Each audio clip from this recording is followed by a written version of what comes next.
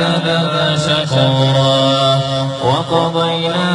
إلى بني إسرائيل في الكتاب لتفسدن في الأرض مرتين ولتعلن علوا كبيرا فإذا جاء وعد أولاهما بعثنا عليكم عبادا لنا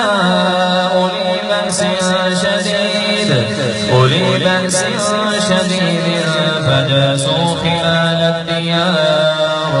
وكان وعدا مفعولا ثم رددنا لكم الكرة عليهم وأمددناكم بأموال وبنين وجعلناكم أكثر نفيرا إن أحسنتم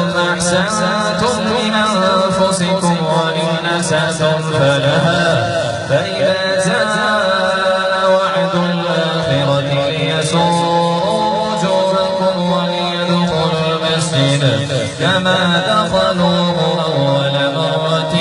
وليتبروا ما علوا تتبيرا عسى ربكم أن يرحمكم وإن عدتم عدنا